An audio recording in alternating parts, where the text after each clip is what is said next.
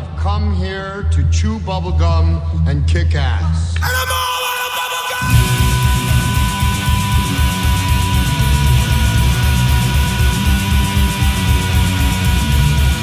Astro Radios is a horror, cult, exploitation film podcast by filmmakers, critics, musicians, journalists, and fans for the film obsessed. Here is your host, Derek Terry. Welcome to another episode of Astro Radio Z Sleaze Fiends. I hope you have your camel lips tickets in hand, because all of you pussy faces are about to hear an episode about John Waters' Serial Mom. Life doesn't have to be ugly. Look at the birds out there. Listen to their call. Wee, wee. This is the story of Beverly Sutphin. Scrambled eggs, anybody? A devoted mother. I'm so happy I could chip. You know how I hate the brown word. A loving wife. You think the kids are awake? We could be very quiet. I'm ready. Honey, you're hot tonight. And a suspected murderer. Oh, kids, are you doing your homework? How did America's #1 mom turn into one of America's most wanted? Is she really guilty? Are you a serial killer? Chip, the only cereal I know anything about is Rice Krispies. Is she the only one with a motive? Believe that damn litter bugger. Give her a happy face. Or is there someone else I'm stood up. I'll kill that jerk. with an axe to grind? No, I'll never get a boyfriend. Meanwhile, this small Baltimore suburb keeps getting smaller and smaller. It's been a crazy day, hasn't it? Savoy Pictures asks the burning question, Is your wife mental? is Beverly Sutphin just a sweet suburban housewife? I don't know what it is about today, but I feel great. Cookie? Or is she Serial Mom? Cool. Is she in a band? Kathleen Turner, Sam Waterston, and Ricky Lake. Serial Mom. Every woman wants to be wanted. Just not for Murder One. Beverly, I've read all about this. Is it menopause? Bad to the bone. Bad to the bone. Bad.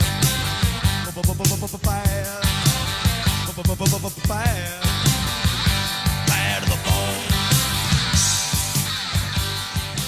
So, Angelique, would you like to start this episode off and tell my fine listeners what John Waters' Serial Mom is about? I would love to.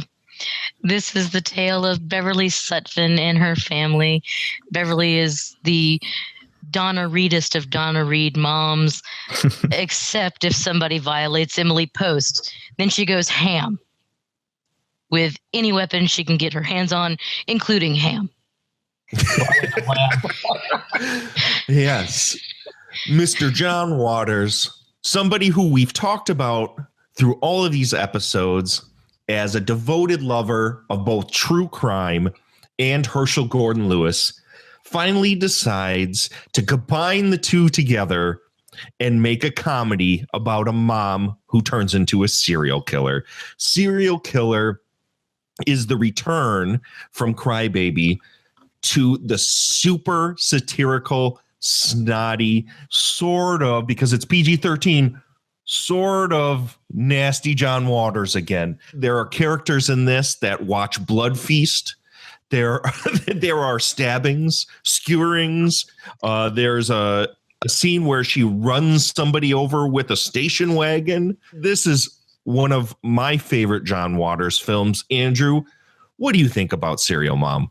Hey, it's one of my favorite ones too, man. I think I may mention while we were going through Hairspray and Crybaby that I saw those two and I liked them but didn't go crazy over them. Serial Mom was the one I saw that did it for me, man. I saw this at the LaFont Theater in Atlanta when I was in high school, and it was around the time where we were seeing all kinds of new indies were coming to the University Theater. I saw like Dead Alive and Reservoir Dogs, Clerks, stuff like that. Freeway. Serial Mom made me like, you know what I'm saying? Like as soon as I got Video Store Job, I wanted to watch everything by John Waters. This was the one that did. I absolutely head over heels in love. This Serial Mom created the John Waters fan that is on this podcast. It's amazing that John Waters, while he was still in the Hollywood system, this would more than likely, I think, if we were to sit and talk about what were his big mainstream movies, it would be Hairspray, Crybaby, and Serial Mom. And unfortunately, this film was a flop at the box office.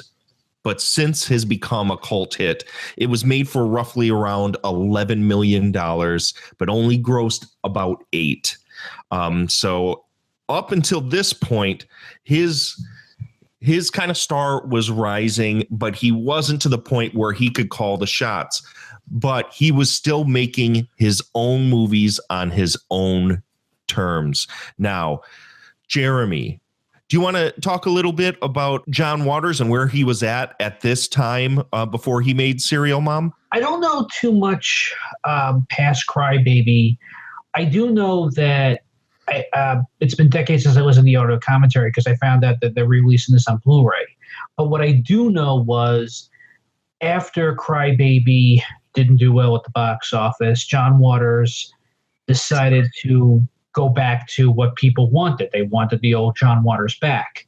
And it was kind of hard because, again, people that he knew died, and without Divine and Edie and Dave from Lockery, he didn't know if he could do it. But he does know that you're right about what you know. And from what I recall, it was loosely based on his mom, where she would go to the supermarket, and if she got a loaf of bread and she put it in the grocery cart, but if somebody took a loaf of bread from the supermarket and put it with the peanut butter, his mother would go ballistic. And it's not like she would kill somebody like Beverly does in the movie, but the mother would just start, getting upset. So John thought this was funny, and he just decided to go back and write something to this effect. And as luck and coincidence had it, we had OJ, we had the media making serial killers back into celebrities, especially with Charles Manson, because Waters loved going to the Manson trials, and he went to other trials, as we discussed, for female trouble. So pretty much he put two and two together, and he was able to get Kathleen Turner. And I don't think she was supposed to be in the role at the time, but she wanted to work with him, and she loved the script. And Kathleen Turner, she was big in the 80s, but by the 90s, Hollywood didn't know what to do with her anymore. They kind of put her in whatever comedy they could give her. And John Waters was kind of like, well, the way that William Castle and all his idols would pick people that didn't know what to do with these A-listers anymore, John Waters pretty much did the same. And he got Sam Waterston because he was hot from LA Law. He knew Ricky Lake, and that was pretty much it. And what an amazing stroke of luck to stumble across Kathleen Turner. This is unlike just about any other role you would ever see her in. Now, Seth, when we talk about Serial Mom, let's talk about Kathleen Turner. What do you think of how she plays the straight-laced, Leave It to Beaver mom that just decides to snap if you don't recycle? She's perfect. She looks the part. She really plays the June Cleaver role perfectly, but she's so maniacal and so lovingly maniacal as you watch her. You can't help but cheer her on for stabbing someone for breaking a Fabergé egg or chewing gum in her house. She's lovable, but you kind of cheer on her craziness as well. I don't know. I know she wasn't the first choice, but I think he stumbled into a gold mine with her for this role. Well, she is a legitimate actress. And at that time, like Jeremy had said, it was kind of waning. Back in the day, she was in tons of stuff, but it kind of lent an air of legitimacy where you kind of believed she really dug into this role. Now, Angelique, let's talk about the one scene in the beginning that she has with Dreamlander Mink Stole, where Mink Stole, her neighbor, is receiving some harassing phone calls from somebody she doesn't know who it is. Who happens to be calling her, asking her, Hello? Is this the cocksucker residence? God damn you, stop calling here! Isn't this 4215 Pussy Way? You bitch! Now let me check the zip code. 212, fuck you! The police are tracing this call this very minute. Well, Dottie Hinkle, then why aren't they here, huh? Fuckface! Fuck you! Oh, that would be Beverly. You see, the thing about Dottie Hinkle is she's a divorcee, and that's a no-no. And she also stole Beverly's parking spot at the grocery store, which I understand that kind of rage because it's happened to me at the Publix. And The Publix. I had my blinker on for 15 minutes, motherfucker. Don't you fucking take my spot. That kind of, you just see red. And she can't kill her neighbor right now. So as many serial killers do, they have victims that they just kind of taunt and fuck with. And then the ones that they kill. So this is the one that she just fucks with because it's nice for her to watch the thing and to be right there and to be like, oh, I can't believe that, Dottie. Why anyone would do that to poor little you pussy face cocksucker. oh, I love that. I think that scene works so well because the movie opens pretty much as most of the John Waters suburban, quote unquote, suburbanite movies like Polyester open with this house, this white picket fence, this perfect family that all love each other. And she happily sends her entire family off to work and off to school. And then what does she do before her friend shows up? She rushes upstairs merrily and decides to call and swear in the nastiest voice to her neighbor, Andrew. First time you saw this, what did you think of how two-faced she was, especially when she's doing this to Mink Stole, who we know in a different movie, Desperate Living, was doing kind of the same thing? I mean, well, when I saw this the first time, I didn't know I didn't know Mink Stole like from the other movies. So I didn't know that she's the one that's been the, the person to spout off all type of cuss words and stuff. And so I would imagine this is pretty much the biggest role Mink Stole had in his like big movies, right, at the time. Right. So I was just going off of knowing Kathleen Turner, the voice of Jessica Rabbit and, Body Heat, Romancing the Stone or whatever. So to see her talk like that was some shit.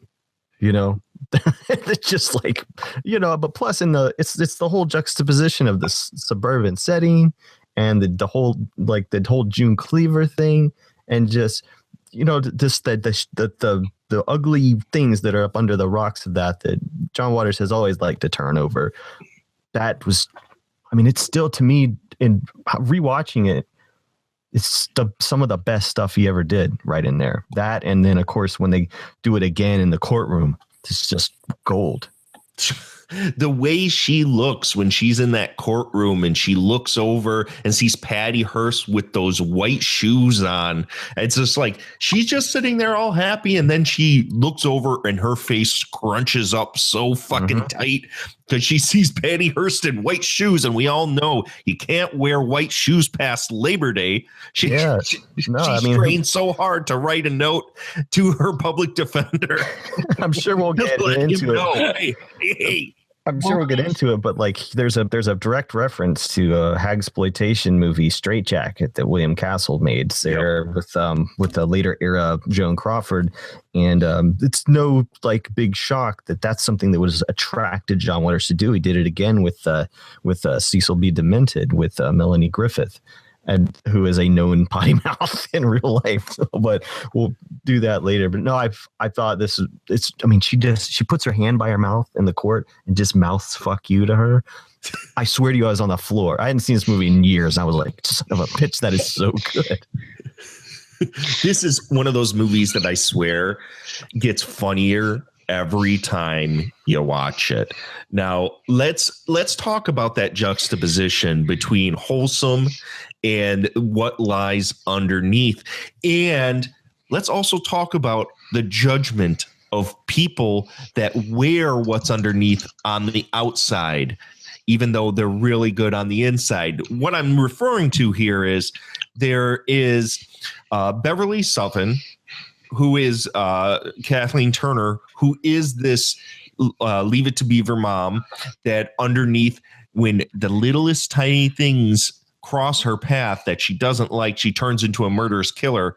And then her son, played by Matthew Lillard, Chip, is this guy who runs a video store who is totally into gore films. There's scenes where he's watching, as you had said, Straight Jacket, and also Herschel Gordon Lewis's Blood Feast, who is constantly ridiculed by his teachers and by everyone else that he's some sick, deranged mental patient because he likes to watch and is obsessed with horror films. Seth, what do you think the commentary is there that John Waters is wanting to get across, that maybe it's the repressed that have the problem and not the people that just decide to be themselves? Oh, yeah. I mean, most of the people that have come on at Astro Radio Z were, big horror fans, and I don't think any of us have run out and killed anybody for chewing gum or, going through the trash or stealing a parking spot. We have fun with things. We let out aggression. There's no problems. If you try to mask who you are and, just hold in everything and live up to some standard of, Stepford wife, then issues come about. Just be who you are, accept it, love it. And if someone doesn't like it, fuck them. Amen, amen.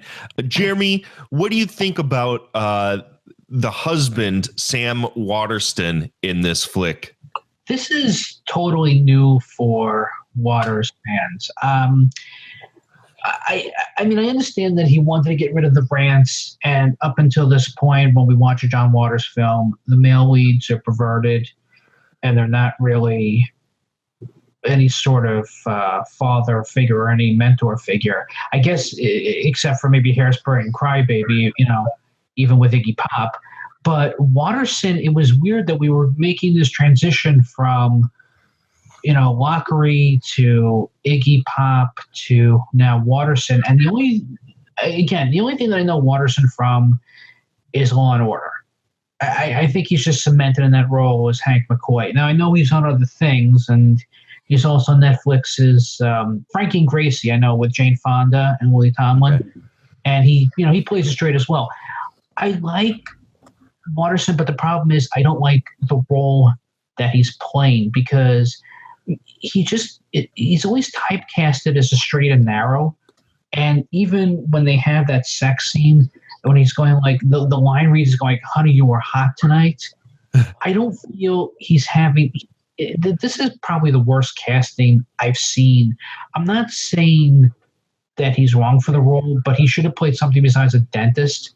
It would have made sense if Iggy Pop had come back and played this character. Oh, God, that would have been so amazing if it would have been Iggy Pop. If you would have gotten Iggy Pop, and Iggy Pop could have either been owner of the video store Chip, and I'm not saying that he had to be, like it could have been this interesting, like, Beverly fell in love with the bad boy, but I don't quite understand.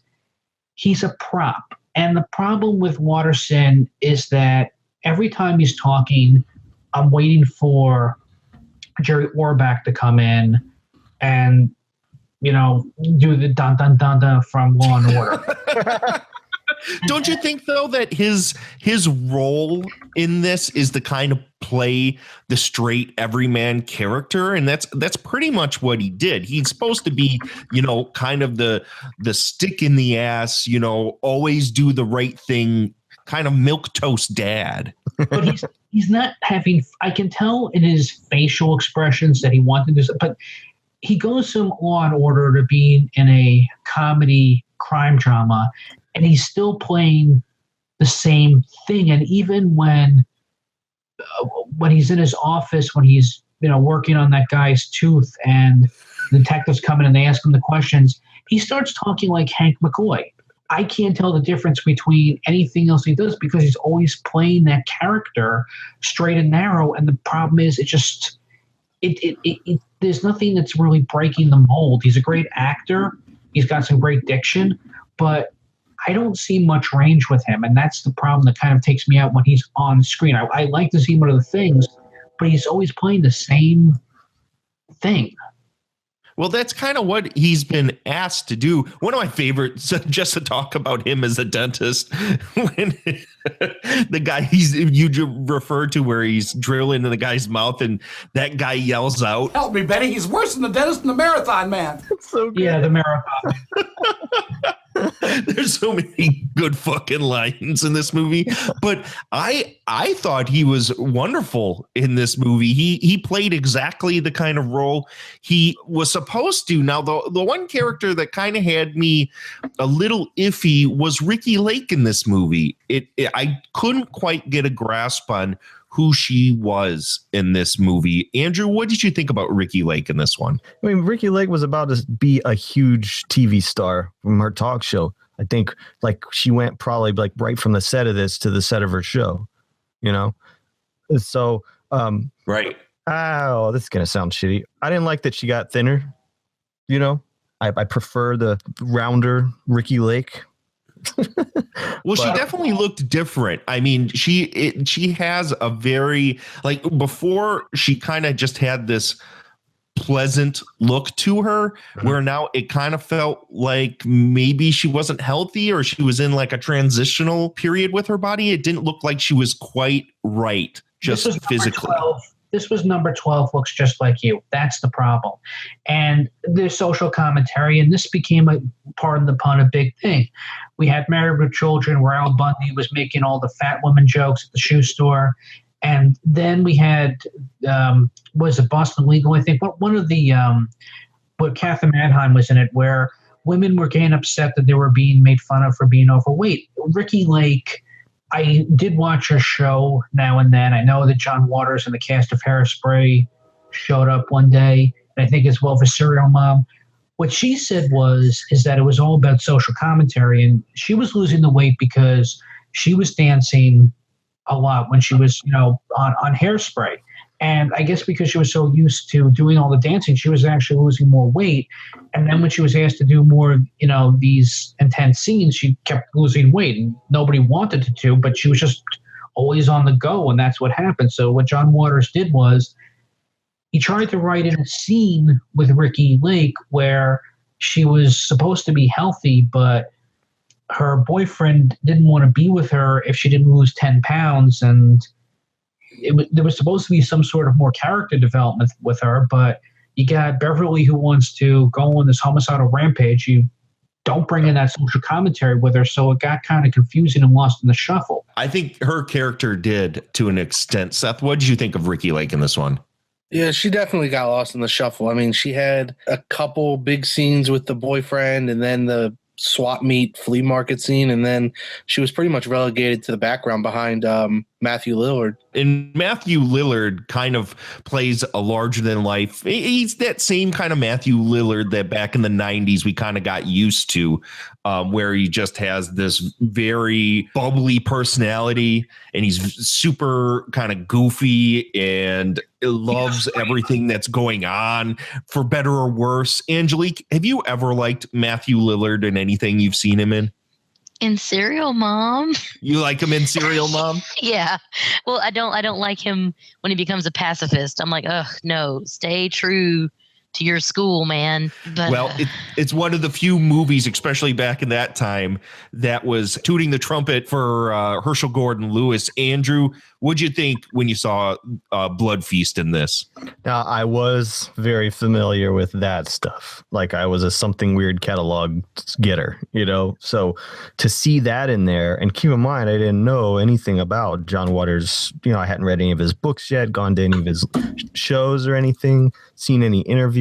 So I was just like, hot damn with all these references, And on Matthew Lillard's wall, and I I worked at a video store. My drummer in my band looked exactly freaking like Matthew. The guy I saw the movie Serial Mom with was like a copy of that guy and worked at a video store. On the wall of his room, there's like up near the ceiling, there's all these like posters clearly out of the same Fangoria poster magazine that I had. Absolutely. All those magazines, they just opened that mag and just stapled them all up there. All the ones from that one. That's how big of a dork I was that I noticed that.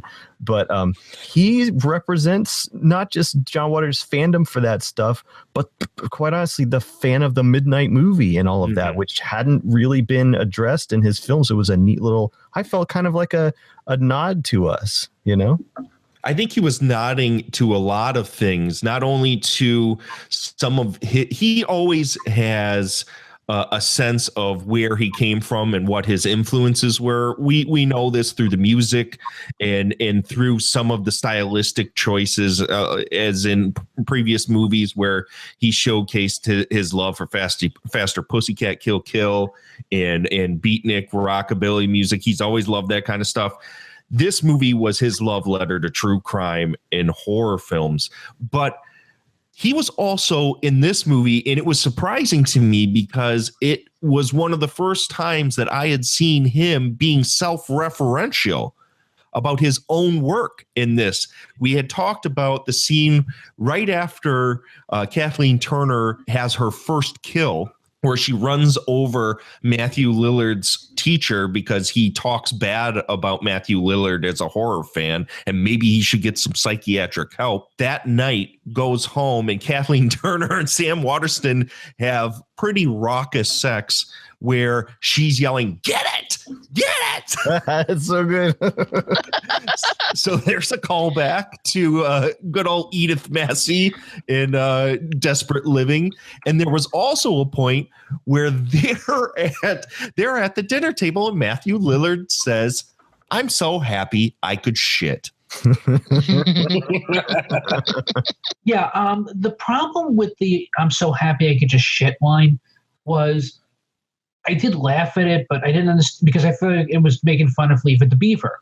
I didn't realize until like 3 years later when I got to see a VH copy of Multiple Maniacs where it came from. And even John Waters' hardcore fans kind of forgot about it. So the problem was that because John Waters kept Multiple Maniacs in his attic for so many years until we wanted to re-release it, nobody knew what that really meant. And it was kind of like it didn't. I think he was hoping that if he brought that back, it would be like on a T-shirt or something. But I don't know about We that. can make that John happen. Waters doesn't work on that level, Angelique.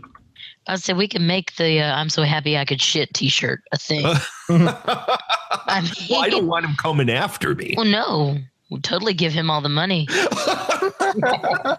I'll leave that up to you, Angelique. All right. What do you think of all those callbacks, Angelique? They're great. I mean, I didn't know them at the time because Serial Mom, I think, was my second Waters movie that I ever saw. No, this was the first one. Oh, really? Yeah, this was my first one. And yeah, so I had no idea. I just loved it. I'm so happy I could shit. Chip, you know how I hate the brown word. The brown word. The brown word. It's silly. It's silly. But then when you go back through the catalog and you watch it and you're like, okay, that was a wink and a nod. I gotcha. Yeah. It was very subtle. There were very subtle nods. That part where they're having sex and she's yelling, "Get it!" I about died. Yeah. I literally about died because that's one of my favorite John Waters. Now, since going through all of this, hearing Edith Massey yelling, "Get it! Get it!" Here's a pro tip. In real life, it doesn't get it. the more you know, yeah.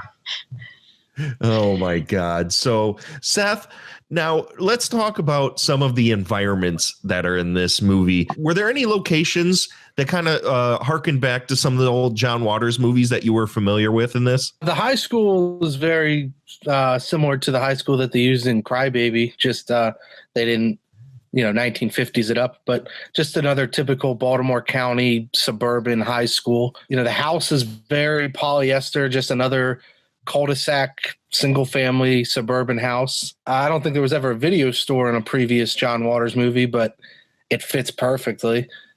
And that's pretty much it for the locations, really. The courthouse, which kind of turns into a kangaroo court, like in Female Trouble.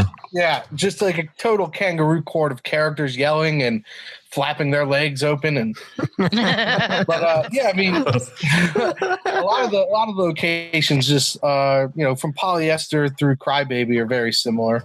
Yeah. What about the venue where Camel Lips plays? Oh, Hammerjacks.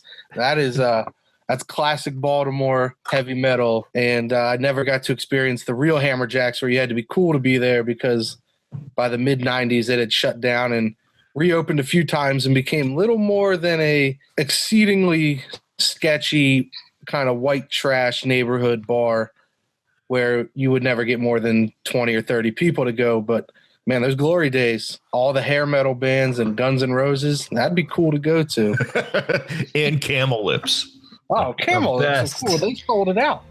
Andrew, what do you think of that, of L7 playing the band Camel Lips, a band that obviously has some sort of apparatus in their pants to make their lips look big? Yeah, man. I mean, that 93, we're talking about the era of Lollapalooza. We're talking about, what we've been called alternative rock, which is a little strange, which is basically college rock, and grunge, which was basically kind of like a rock and roll, hard rock. All of that was big at the time. And John Waters would be like the last person you would think is going to put that into one of his movies. But L7, like along with like Babes in Toyland and Hole, those were the big names of rock bands as far as like the female front and stuff. So there they were.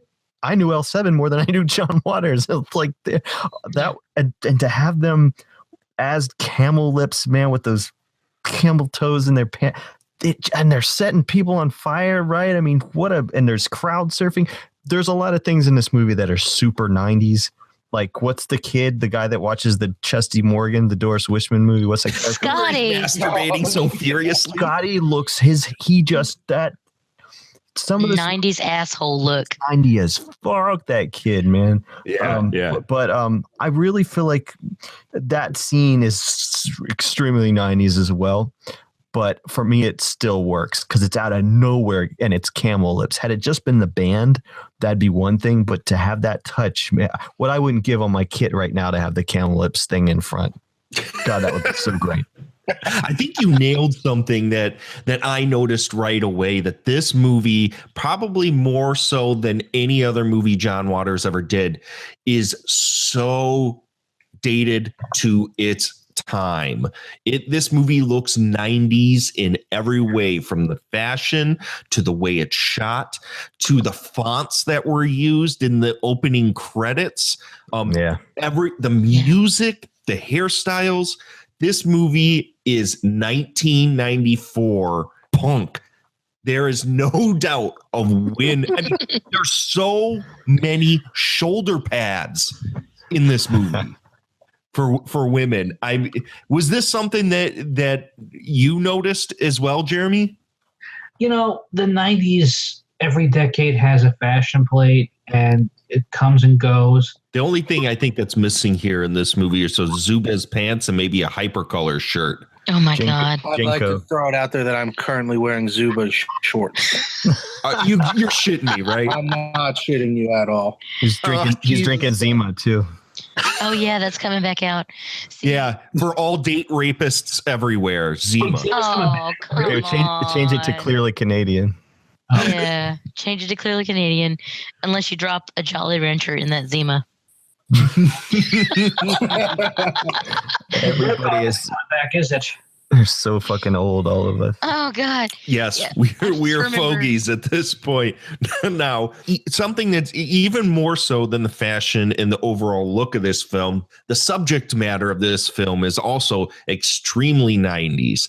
Now, this idea that he had of the suburban mom that turns into a serial killer that becomes a celebrity was something that was just becoming bigger and bigger while the 90s had rolled around. We had Jeffrey Dahmer that became a huge star based on his atrocities. And this predated the O.J. Simpson trial and actually kind of forecasted what was to come with how people would become absolutely obsessed with seeing criminals on trial on TV and becoming part of those trials. Andrew, what did you think about the way this kind of forecasted a lot of things that were to come with the way we sensationalize serial killers? It's, it comes out of John Waters' obsession with true crime and the fact that he, from a very early time, was attending trials. He writes about that in some chapters of his books. He's like, you can just go to these things. You could just sit there. You can just watch it. And so just one of his many curiosities and eccentricities, which he wears proudly on his sleeve, is the fact that he did correspond with, but he also spent time in prisons and stuff, like actually like talking to them and all that. So a lot of that is informed by this too. But just thinking about it now and what the context you're talking about, this was before Natural Born Killers also. Yeah, a couple months actually. And I do know that Manson, every now and then there would be a Charles Manson documentary. And I do know that there was a movie about the Manson family that kind of found its way for VHS and DVD. And sadly, it's been pulled. You can't find it anywhere, not even on eBay. But there were a lot of documentaries that were coming back in the 90s, especially on History Channel and A&E Biography. And there was like this whole week with Manson and Bundy. And I do remember in 95 going up to Canada, to Niagara Falls, to the Wax Museum. And they had an entire wax museum dedicated to serial killers. And they had Ted Bundy and they had Manson. I was the only person there that day. And it was like really scary. It was like really dimly lit. And the wax figures, they were really... It was really intense at the time. But that O.J. Simpson trial, I mean, if you were there at the time, and I remember watching that thing from beginning to end going like, you can't believe this is actually going on in real life.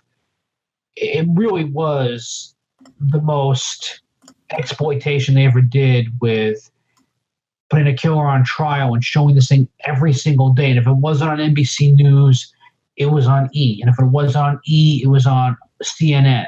It was everywhere. It literally was everywhere. I remember being in high school at the time and having it, like teachers talking about it. You remember the Pogs? There were O.J. Simpson Pogs. And if you don't remember Pogs, oh my fucking God. I had them for a while. If you don't remember what Pogs are, they were pretty much like these cardboard cutout marbles. But I had the O.J. Simpson Pogs. I had the comic book. Yeah, you couldn't believe that they were doing this over O.J. Simpson, and it was insane. The way that John Waters talked about this culture that was starting to come. I mean, it had been around for a long time because obviously, as we had talked about before, he was in contact with one of the Manson girls for many years and actually tried to work with a bunch of people to get her paroled. Seth, let's talk about that courtroom scene that kind of exemplifies what we're talking about here, the kind of the pandemonium behind the sensationalism of a serial killer and how the mass culture just couldn't get enough of it. We have Kathleen Turner, who gets finally arrested after many, many attempts of the police following her family around, trying to figure out who's sending these magazine cutout notes of "I'm coming to get you, pussy face." Her beating people to death with ham for watching Annie too loudly. And which I totally understood because fuck that movie. Yeah, it was for not rewinding. She didn't rewind. Not watching it that's loudly. right, for not rewinding. Yes, I totally understand that. And also for making her dog lick her feet. That's nasty. Oh yeah, that's just nasty. That lady was nasty in general. Never trust people that like Annie that much. And it was so gross, like the grossest, like. What was she eating? You know what I'm saying? It was like a lamb chop. Those guys, it was a leg of lamb. What Angelique's on the talking table about, that she. The part where the family's the dentist eating the chicken. Yeah, like Cornish hens. They're just like, oh yeah, it's like a cannibal movie. That's the nastiest right there. And she pictured all of her loving birds that she would watch. Hooey. That was grosser than Blood Feast, man. Oh yeah, those two went after those Cornish hens. There's a lot of gross food scenes in this, like when the guy's eating that cake, huge freaking bites of that cake. Oh, yuck! Is it yucky yuck? I'll apologize to in advance if you guys ever see me eat cake then. I'm not a cake person. I've never liked cake. Well, the Cornish hens, that's actually based on the John Waters, as you know, was doing a lot of artwork. And if you ever been to the Museum of Modern Art in New York City, he didn't do this, but there was this exhibit that was around when he would get to post his stuff in MoMA. And it was just this guy being videotaped on him eating at different angles. So I think John heard about this and he was fascinated with it. And that's why he put it. It's not so much based on Blood Feast. It's kind of sort of based on Blood Feast. But it was also based on what he saw at the MoMA, which a lot of people saw at the time, where it was just this exhibit of people just like sitting down and like you just see them at different angles eating chicken or drinking coffee. So it became art. And as we know, John Waters is also an artist. So kind of worked for me. So Seth, let's get to this courtroom scene. It's like you said, it's pandemonium. There's autograph seekers. There's media everywhere. Beverly Sutphin fires her public defender because who knows why. So she can go off the deep end yelling at old Dottie and mouthing "fuck you" to her.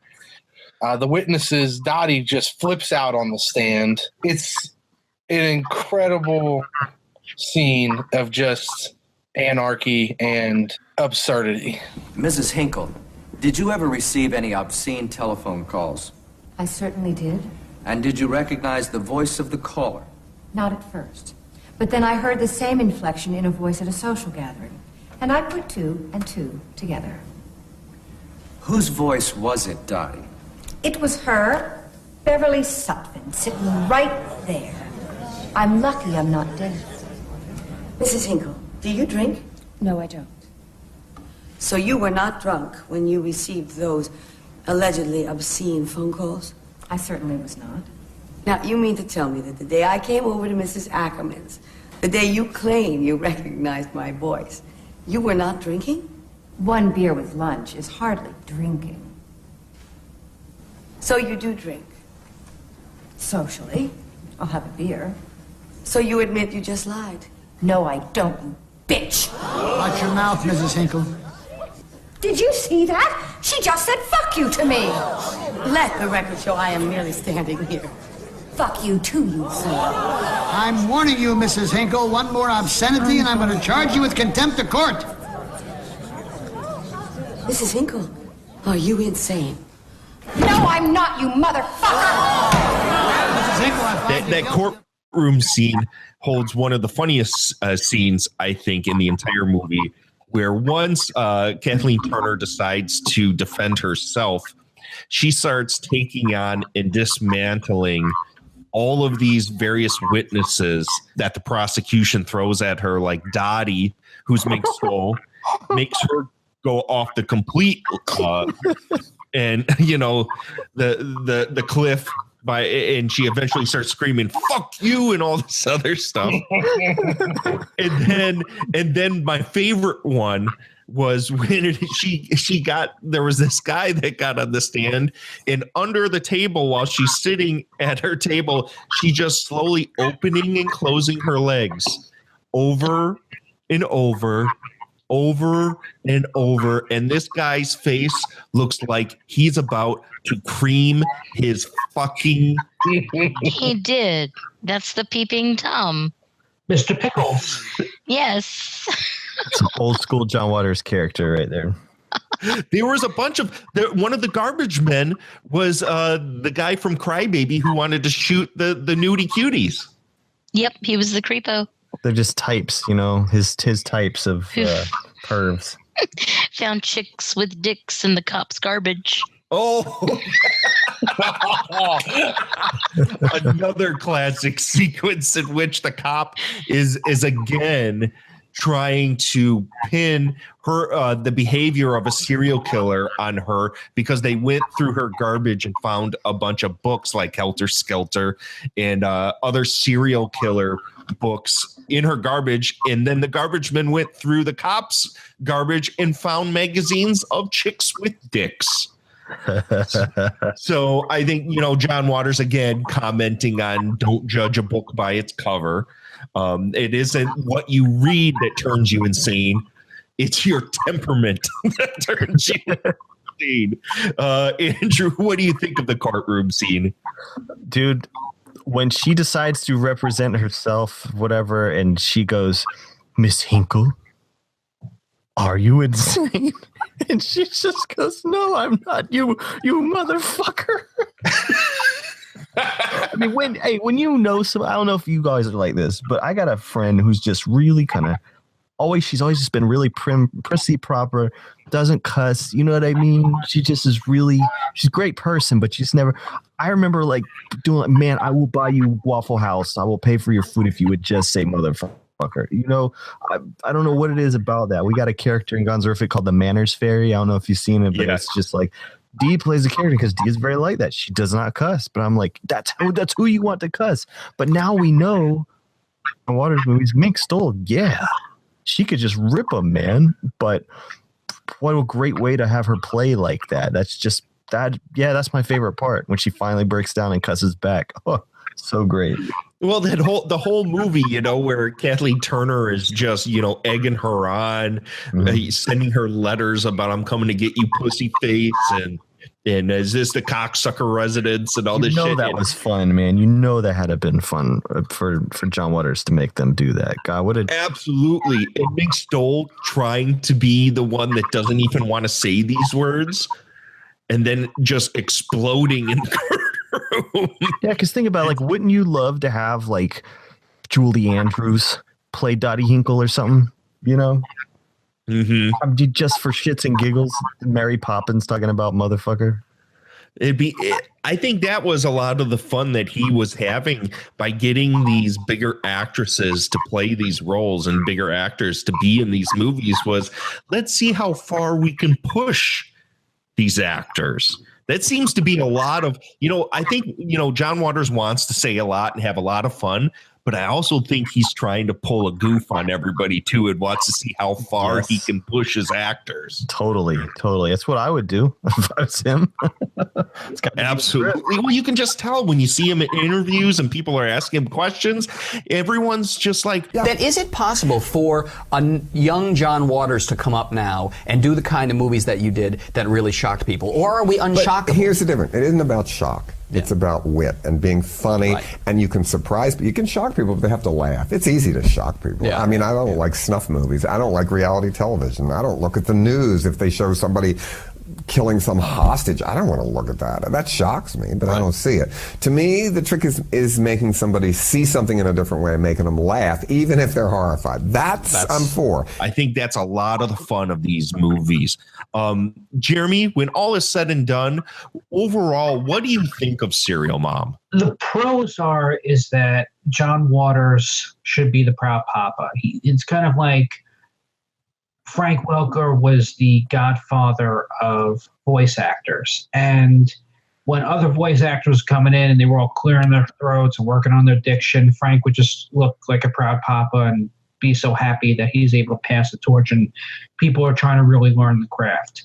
But in 1994, you had Kevin Smith, you had Robert Rodriguez, you had Quentin Tarantino, you had Oliver Stone. I think people forgot how important Waters was. And the difference between any other gross out movie and something like Serial Mom, you're right. He doesn't just throw out a curse word just for the sake of having a curse word. He doesn't just throw out shock value just for the sake of the shock value. That's the problem. And people were kind of like, oh, you're just laughing at the mentally ill when you watch this movie. Beverly is repressing her anger. I agree with that.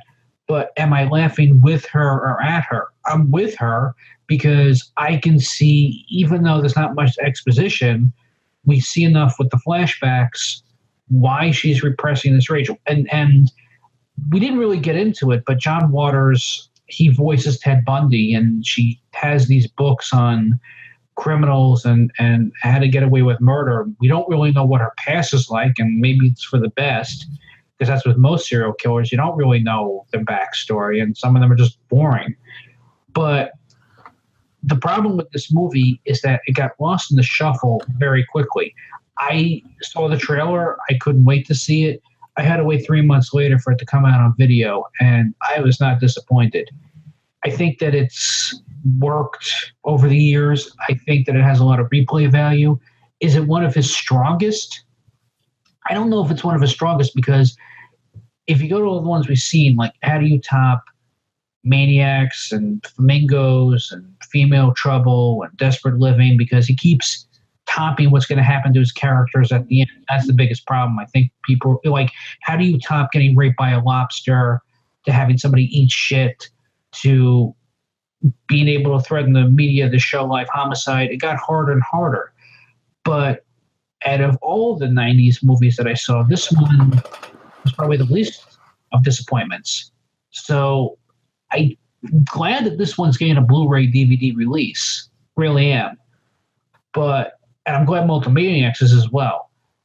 I don't know why Pink Flamingos and Desperate Living and Female Trouble and Polyester are not, but I really think that these are the ones that be showing a lot more in film classes and a lot more in art houses than anything that I'm watching today. I mean, even there was a documentary about this where Waters said that once Andy Warhol painted the Campbell soup can, that was it for pop art. And once the VCR came out, that was pretty much it for midnight movies, and that's a shame. But I think that this one has gone overlooked a lot. Yeah. I'm really glad that this one, out of all the months, I mean, it's not coming out on Mother's Day, but it is coming out May of this year. So I'm really glad that this is getting a Blu-ray treatment, and I'm glad that Waters and Turner are doing the commentary. And if this is the audio track that I heard a few years ago, they're together. It's not like with Miriam Van Doren where she was recorded separately. I think there are 2 tracks, and I know there's one where they're in the booth together. So that's worth a listen alone. Well, I'm hoping at some point, and I know we've kind of talked about, releases and dream releases that we would want out of John Waters. I would personally love to see a Waters box set with everything in it. I think that would be so amazing, like a complete career retrospective with documentaries in everything. I think that'd be amazing. But I agree with you completely. I'm glad that this is finally getting a nice Blu-ray treatment, because I do feel, even though there are a lot of us that liked his movie, not only his movies, but kind of, the cultier movies out there, I know we all like this movie. But I think in general, a lot of people have forgotten about this one. Andrew, what do you think when all is said and done about Serial Mom? I love Serial Mom, man. I was excited to go back to. I'm really excited about going back to all of these, because these are the ones that I saw in the theater. These are the ones that I saw in order. And these are the ones I was all like super excited about. Like I went to see Serial Mom with some friends, and we'd seen the trailers and thought it was funny, but God, going back to it, it is the riot. It's great. And I know I said it was kind of a slog getting through Hairspray and Crybaby because I wasn't that big of a fan of it. I'm still not. I appreciate a Hairspray a little bit more than I thought I was gonna coming back to it. But man, Serial Mom is like, I'm really I was looking forward to talking about it. I could not wait. I watched it like 3 weeks ago because I was so excited, and I've watched it again. I've watched it with both commentaries. I did pre-order that set so I could get it early. To me, this is it's a very got that kind of squeaky commercial kind of look that would typify all his movies from here on out, and that goofiness that all the movies would kind of have. I group them together with the final 4 or whatever. But Serial Mom is very, very special. because of all the horror references that it has. And Cecil B. Demented's also extremely informed by film, even more so than this. Very excited to talk about that one too. But the cussing in Serial Mom is unbeatable. I mean, it's a lesson in people that want to write dialogue for their movies and have everybody cussing all the time. And I cannot stand that when that happens. And I know some professionals that do it too, where everybody's F this, F that, F that. Look at how great the cussing is in Serial Mom and why it's so effective. It's because it's not every character doesn't speak that way. Even the horror movie fans and the metalheads and all that. No, it's reserved. It's used expertly. And I'm a big fan of, George Carlin, Lenny Bruce, Richard Pryor. When it comes to language and especially like profanity and stuff, I love seeing it done well. And that's, to me, the shining moments in Serial Mom. Well, and I think that's also what shines through when all is said and done about John Waters in general. And I think you said something that was really important to know going forward is that after Crybaby, John Waters' films got goofy. I really think that, while we kind of said that, he starts to kind of go back towards some of the snottiness and some of the irreverence that he held earlier in his career, he gets much more goofy about it. He's not as kind of middle finger in your face as he was. He's much more, how do I say this? The razor is dull. Yeah, no, I don't think the razor's. I think the razor's sharp. Yeah, okay. He's like settled into being John Waters, the pop icon, the cultural character. There we go. He is exactly who people expect him to be, and exactly who he's settled into being. Very comfortable being himself, and he's now he's a brand, and that's it. The darkness won't come back. So a lot of that serious kind of violence, a lot of the disturbing content, now that'll come back. I mean, they had a fake fly killed in the beginning of this movie. I mean, this is a dude that was chopping off chickens' heads and stuff. I mean, he has settled into being John Waters, and that's fine. I mean, it's in a way kind of retiring. That's, I guess, where everybody kind of wants to be. He is nothing.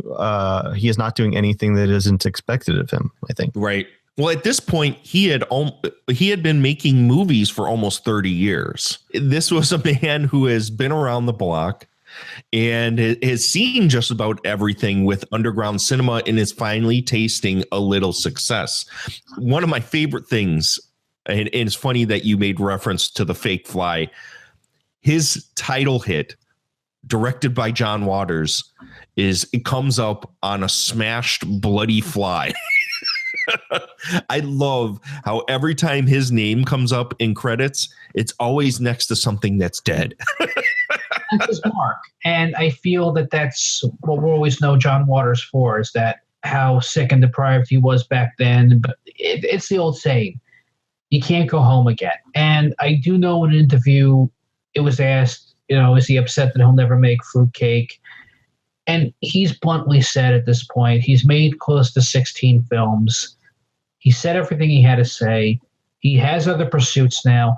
And in all honesty, even if he wanted to kickstart or crowdfund or however he would do for fruitcake, I feel that unless it's independent, he goes back to New Line or Universal, they would just look at the script and chop it up, and it'd never really be John Waters. Never have his imprint, because he'll do one thing and the studio would probably do something else. There's no way that if he was able to do something like Pink Flamingos today, and I'm not saying that's such a bad thing, but you have so many people on YouTube that could get away with that. And I don't know if Waters wants to really top anybody on YouTube anymore. Well, I don't think he wants to go backwards. I think that was a big thing that after he did Hairspray and Crybaby, and there's multiple interviews of him saying this, and especially since A Dirty Shame, of him saying, I don't want to go. I've already done all that stuff. I don't want to go back. He could, like we've talked about previously on this retrospective series we've been doing, he wanted to keep going forward. he didn't really want to go back and make those movies because he had already made them. So there was no reason. If he wants to make a movie going forward, he wants to make some money and he wants to see something out of it. He's not the passion to have to make movies in order to defy or make art or do anything. That's not in him anymore. He's in it for business. You know what I would like to see, though, and I think he can get away with doing it? I'd love to see him do a biopic on Manson or Bundy, especially since he was on Court TV a few years ago, and he was on a show where he was the Groom Reaper, because he would talk about couples that were getting killed. That was an awesome show. Yeah, and that was on Court TV.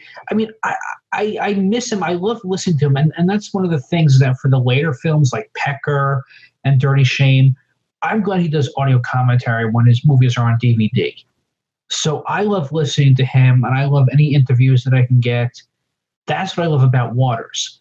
But if he could come back and do one more film, I'd love to see him do a biopic on serial killers. Like I don't know if he could do like an anthology or anything, but that's what I'd like to see him doing. I don't think he would do. I've seen interviews where he said he's said in the past that he's not interested in Manson whatsoever. Yeah, I know. I just that I feel because he was there and he was at the trials, but I can understand that too. Yeah, I don't know. He seems Fruitcake, I think, was the way he wanted to go because he kept wanting to get lighter. Even though I think he went, if A Dirty Shame is the last hurrah, he went out on the most dirty comedy he ever made outside of the early era stuff. I mean, it's full of dirty sexual shit. Oh yeah, he said that. He says in the commentary that's a cavalcade of all perversion. He's got the 3 bit. Yeah, we'll get there. I know that, but it is weird that after Hairspray and Cry Baby and Serial Mom came out, and Roger Ebert of all people who gave Pink Flamingo 0 stars was like, "Wow, this is tame. Why doesn't Waters go back to his old movies?" I was like, "But dude, you hated those movies, but you want them back." It was like a mixed signal. But yeah, I guess we'll save that when we get. What's the next one? Pecker. Yeah, Pecker. It's 4 years later. Yeah, that I've seen that one. Boy, Pecker. Well, we'll get to that next episode. But Angelique, when all is said and done, how'd you come out on Serial Mom? What do you think? God, I love this movie so much. I love that character. I love that character so much. Beverly is my girl. So I love this movie beyond all reason. Personally, when it comes to Serial Mom and myself, this is a movie that I came in late to when it's a matter of like what I had all seen of John Waters films. And it's something that I've always loved. I think it gets better with time, even though we had talked about it being a dated 90s film with a lot of the fashion in the look. The humor is so on point. It's so forward thinking in its satire towards what its subject matter is. And the performances, everything about it is so well done and so fucking funny that I literally, in the month that we had to get to this movie from the last episode, I've watched it like 3 or 4 times. and every time that I popped it on, 20 minutes in, I'm like, oh God, I fucking love this movie. Because it's just so fun. There's for fans of not only his films, but of cult exploitation and horror films, out of all of his movies, Serial Mom is a love letter to you. It really is. If you want a mainstream movie that kind of winks at you a little bit, but at the same time forges its own path, Serial Mom is the John Waters movie for you. And I know my bud Kevin Summerfield was supposed to be on tonight. This is the movie that him and his mother bond over.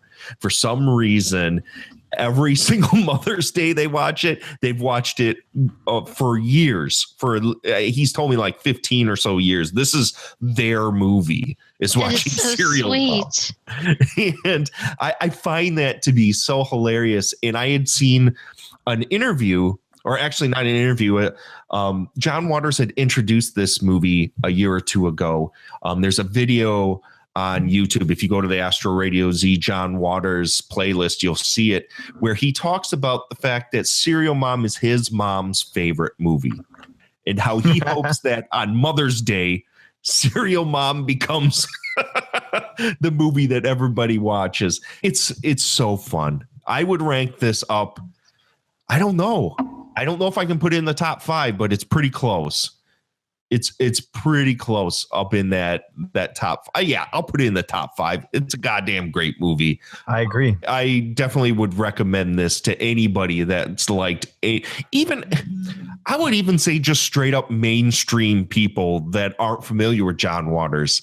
Watch this movie. It's just a funny goddamn movie. Unfortunately, we lost Seth because the internet gods decided to strike him down. He was wearing white shoes after Labor Day. So he will record a little something for you guys to let you know how he thought or what he thought of Serial Mom overall and whether he recommends it to you or not. I apologize for my unexpected departure, but I saw someone wearing white after Labor Day, and that's simply will not stand in this house. Now, Serial Mom can be summed up as another John Waters satire poking fun at suburbia and filled out by his love for gory horror pictures and serial killers. This is his raunchiest film in over a decade by far, but it's still quite accessible to the mainstream. Unfortunately, it flopped at the theater. The quality of filmmaking is among the best in all of Waters' filmography, and the cast is great. I honestly don't think anyone else would have absolutely nailed the role of Beverly Sutphin quite like Kathleen Turner did. Serial Mom was my introduction to John Waters years ago, and it would be some time until I saw his earlier pictures, so for a while it was my only connection to Waters, but it gets funnier and funnier every time I see it. While going through this series of movies over the last several months with the gang, it's been difficult trying to really rank his films because that order gets totally thrown out of whack with each subsequent viewing of the next movie. But I think I can firmly say that Serial Mom is among my 2 favorite John Waters films and is essential John Waters. There we have it. We've done Serial Mom. The next one next month we're going to do is we're going to talk about John Waters' Pecker and not his real Pecker. Finally. Yeah, I'm just going to let you know that is one of my favorites too. It's other than Polyester, it's probably most people's least favorite, but I love it. I've only seen it once, so this will be kind of a new thing for me. It's about Christine Ricci as well. She loves Baltimore. She kisses the ground that it's on, and she's all about laundry. And he likes to take photography of Baltimore. Yeah, no. Also got the pelt room, man. One of the best scenes, the fucking pelt room. Dude, to this day, I still occasionally I will throw out full of grace. I know, right? See, I like it. All I can remember is the trailer where there's like Mother of God. Yeah, we were in a Buca di Beppo, which is an Italian restaurant chain here in the Midwest, and they have the most gaudy interior decorating in it, and they have this on some of their tables they have this statue of the Pope that just looks just like the Virgin Mary in Pecker. And while we were sitting there eating, all I kept going to Amanda and to the kids, I kept going, full of grace the entire time. And they just looked at me like I had a screw loose, like there was something wrong with me. God, that's so good. I'm excited. Guys, you want to watch it now?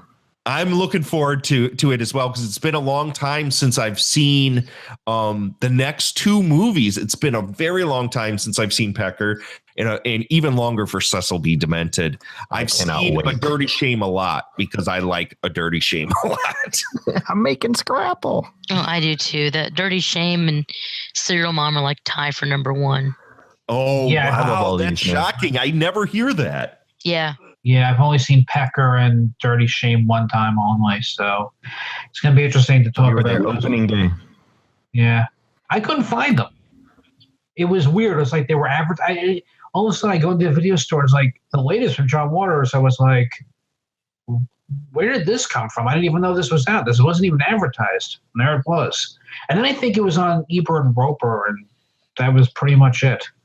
Well, after Serial Mom, he had a tough time. He had a pretty tough time making movies. So I think that's probably some of it. But I'm really looking forward to getting to those episodes. Can you believe it? We have 3 episodes left. I'm doing the Lord's work, homie. I can't believe this. This has been a hell of a run. I'm very happy with all these episodes. I've been so excited every month when it comes to time where, this is the week where we're doing a John Waters movie. I usually watch them at least 3 or 4 times. Same here. So thank you guys for listening. Thank you guys for coming on again. This is the point in the show where we're shamelessly going to show the fuck out of you. Mr. Gonzorific, you are first. Hey, thanks. Yeah, I had a great time talking to you guys. This is a wonderful thing. I always look forward to it. Love hearing all the insight from you guys and you make me laugh. This was a good time. For those of you who want to watch some low budget, really ridiculous movies, Amazon On Demand, we have my movies on Prime, May of the Dead and Very Scary. And for rental, we have The Underground Cinema with an S. We've got Late Night Cable, Pajama Nightmare, and Monzo Gonzo. And if you go to gonzorific.com, GONZORIFFIC, you can rent buy DVDs of movies like Derek Carey's favorite, The Erotic Couch, Dollface, Dr. Humpenstein's Erotic Castle. Yeah, when you say them all together like that, it sounds like, I don't know, whatever. If you like John Waters' early stuff, maybe you'll enjoy. It sounds amazing, Andrew. That's what it sounds like. Hey, there's titty fights and chainsaws, and I mean, we got it. Even fucking better. It's getting better every time you say something new. Lesbian robots. What more could a girl ask for? Okay. Thumbs up stuff. Angelique. Sweet. You can find me on another Astro Radio Z family show, The Film Jerks.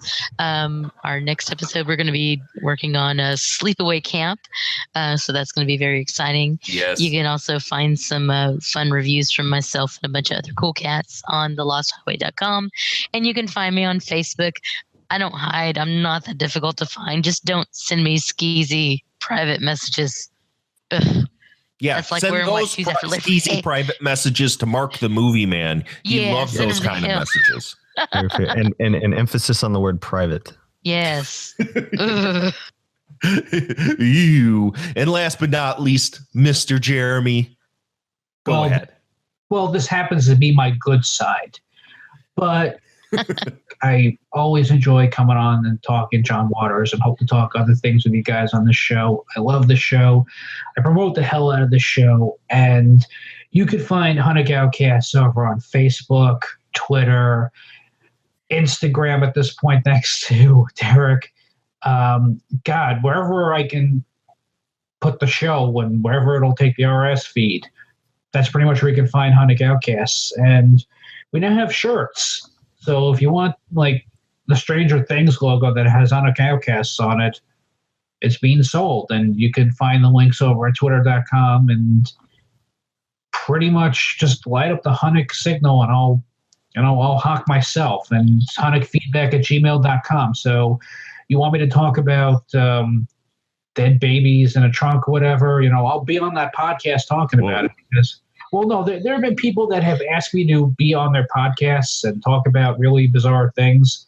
So one of the things Hunnigoutcast is doing now is that we're interviewing comic book writers and illustrators and cosplayers, and people have been sending me some really, really interesting comic books, really bizarre ones, especially a few of them, surprisingly, about serial killers. So you'll be hearing that in a few weeks. Oh boy, I seriously hope none of my listeners expect me to talk about dead babies on Astro Radio Z, because that will not be happening. You can edit that out now. But if you want to hear, it was an exaggeration, don't worry, and the cops can't prove another than you. Well, keep it on the down low, as those kids say. But if you want to hear more Astro Radio Z outside of our weekly show, you can go over to the Patreon page. Astro Radio Z is now on there for the low price of $1 a month. You can get a bunch of new episodes outside of the regular amazing Astro Radio Z show. We just did an episode. Mark the Movie Man and I did an episode where we talked about how much we hate chair horror films and people that puke all over each other in Vomit Gore 4. So you can go hear that episode over at Patreon. $1 a month will get you all the bonus episodes, outtake episodes. And if you go up to $5 a month, you can get commentary episodes where Amanda and I will sit and talk over really bad movies. This month, we're going to be doing Rise of the Animals, which was voted on by our Patreons.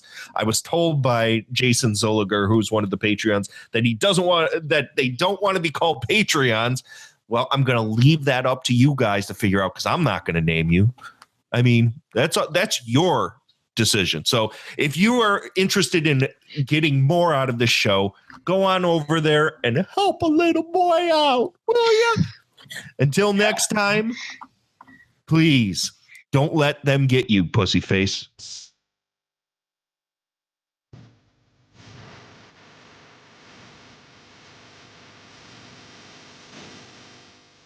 You can find Astro Radio Z on iTunes, Stitcher, TuneIn, Spreaker, YouTube, and anywhere that podcasts are found. Please subscribe, share, rate, and review. You can also follow us on Twitter, Facebook, and email us questions, concerns, or just general chatter at astroradiozpodcast@gmail.com. Coming from me, Derek Carey, thank you for listening, and I'll see you next time.